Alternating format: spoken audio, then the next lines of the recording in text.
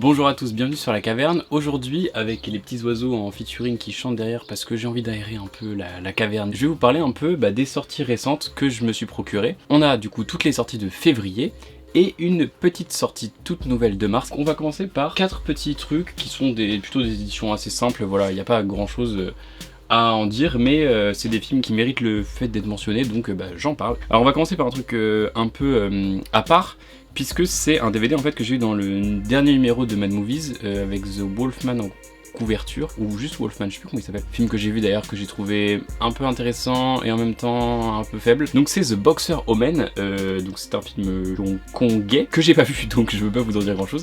Mais en tout cas, l'affiche ça fait très longtemps qu'elle me fait de l'œil. Et en plus je suis en plein dans les films chinois là, donc enfin chinois-hongkongais du coup. J'ai vu plein de wuxia, donc Duel to the Death, The Sword.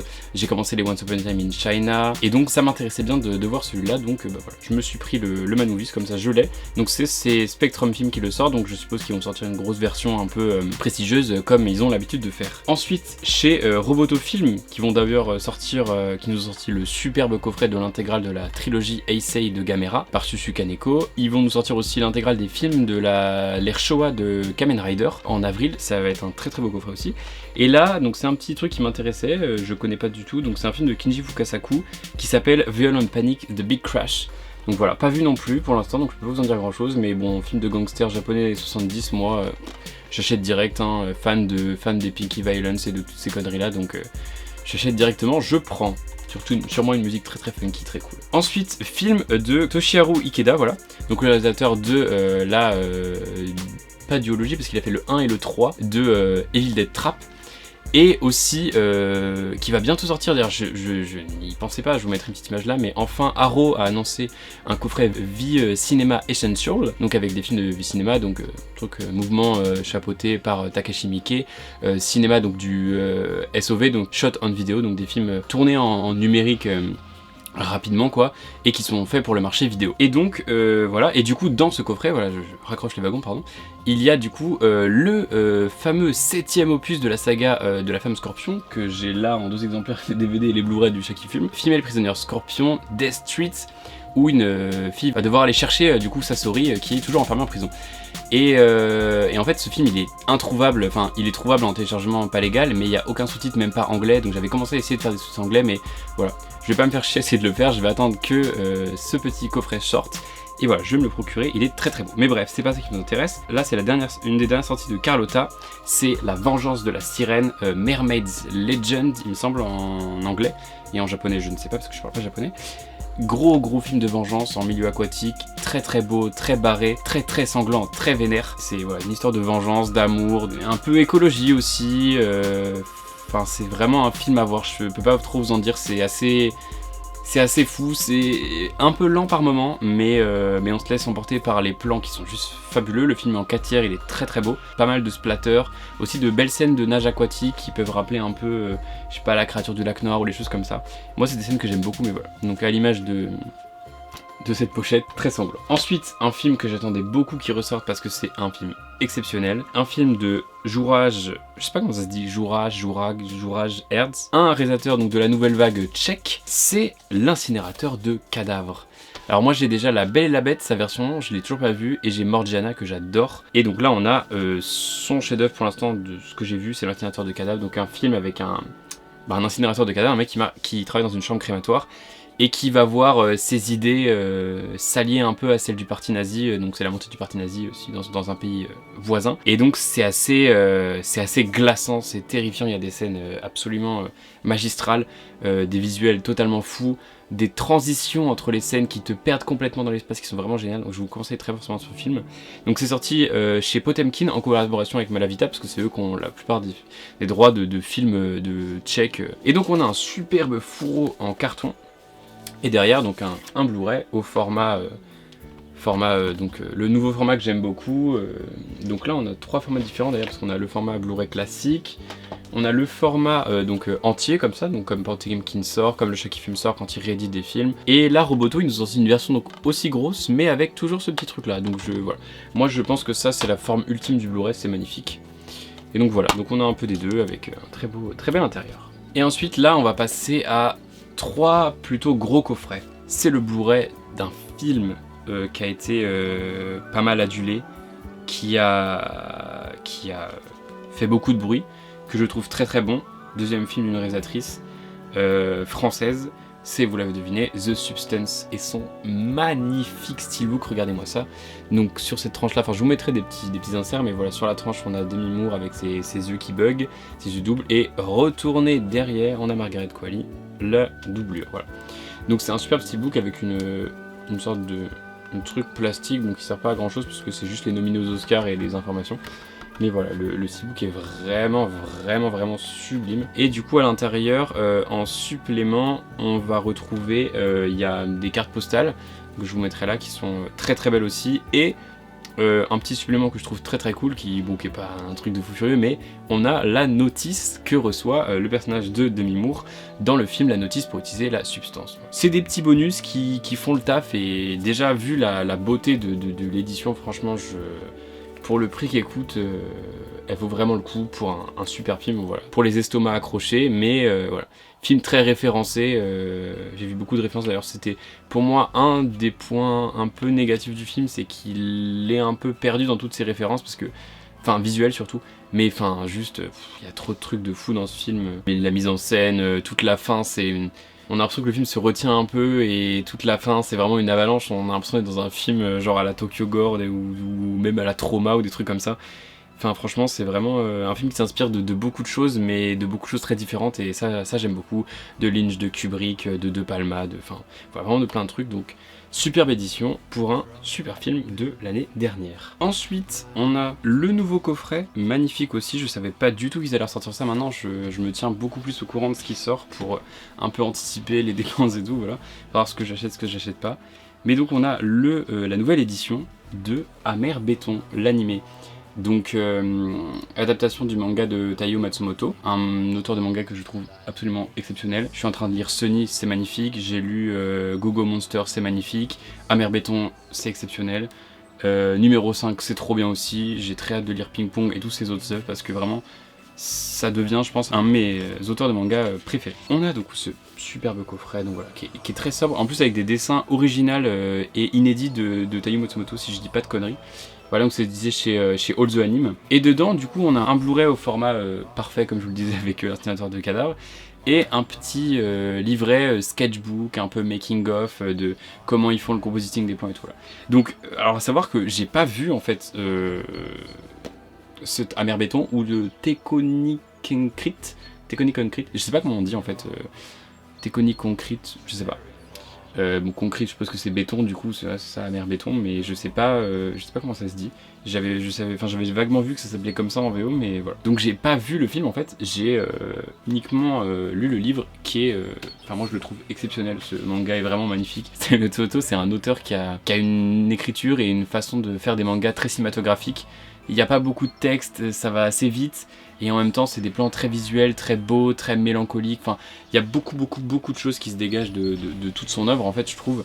Et vraiment, Amer Béton, c'est une pièce assez maîtresse, assez violente, assez belle, assez mélancolique, de ces deux petits gamins, voilà. Donc c'est réalisé par Michel, je sais pas comment on dit, Michael Arias, qui a fait un des segments de Animatrix, voilà, qui est pour moi pour l'instant, enfin j'ai pas vu le Matrix 2 et 3 encore, enfin 3 et 4, mais qui est pour moi au final mon Matrix préféré, même si c'est pas vraiment un film, voilà, mais j'adore Animatrix, c'est trop bien, il y a beaucoup trop de trucs, voilà, une sorte d'anthologie, de plein d'histoires qui se passent dans la matrice. Donc voilà, bref, je divague encore, mais j'ai toujours pas vu donc ce film, et je suis sûr et certain que ça doit être exceptionnel, parce que le manga l'est, et le réalisateur m'intéresse, et Animatrix, c'était trop bien, donc voilà.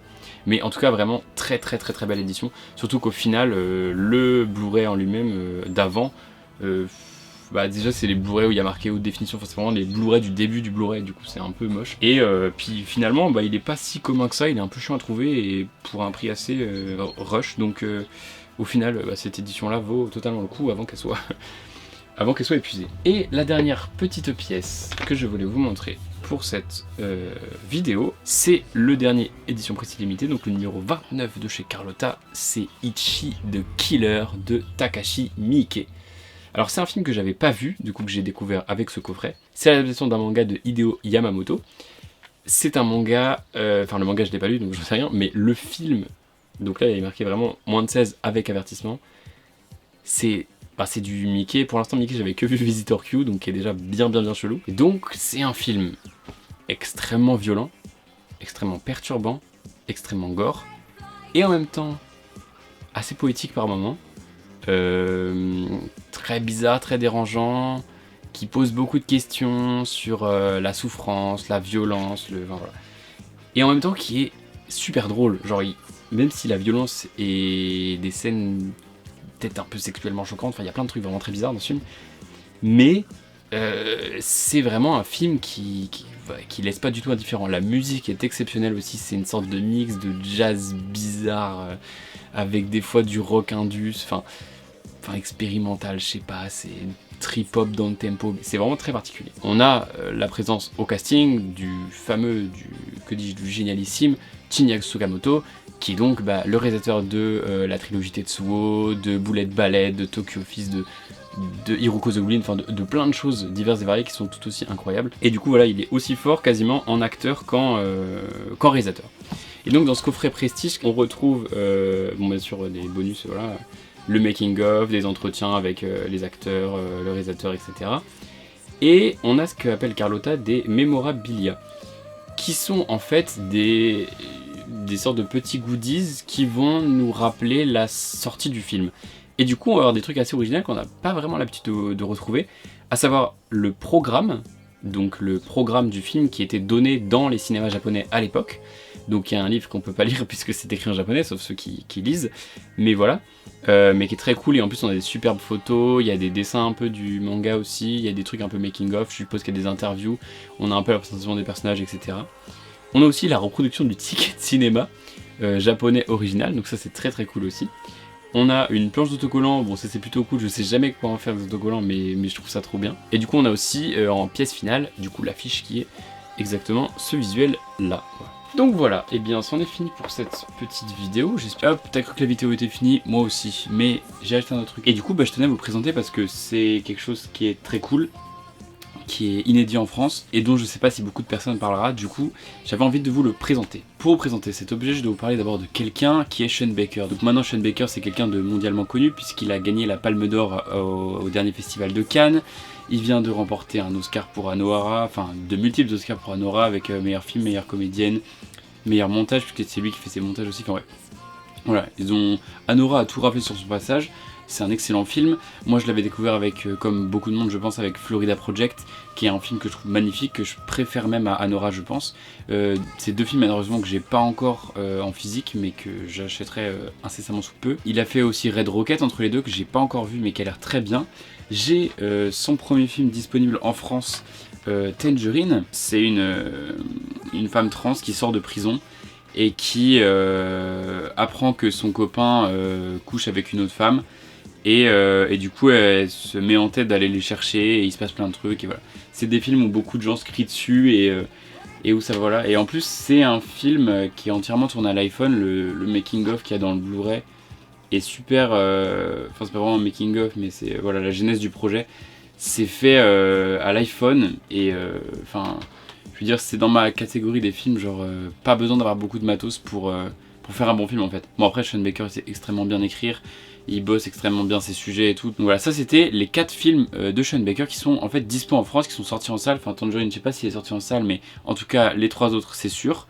Moi c'était vraiment The Florida Project que j'ai entendu ce nom pour la première fois, mais je l'ai regardé bien des années plus tard. Bref, mais du coup voilà, il a 4 autres films avant qui étaient disponibles avant uniquement aux États-Unis et qui ont sorti en salle pour la première fois grâce au succès d'Anohara. Et donc on a The Jokers qui ont décidé de nous proposer ce beau coffret qui s'appelle Sean Baker, les oubliés de l'Amérique, dans un rose absolument sublime. Il regroupe ces 4 films totalement inédits, à savoir 4 Letter Words, qui est sorti en 2000, Take Out en 2004, Prince of Broadway en 2008 et Starlet en 2012. Donc voilà, et bien je peux pas vous dire grand chose en fait sur ce coffret, puisque comme je viens de l'acheter, j'ai pas encore eu le temps de regarder tous ces films.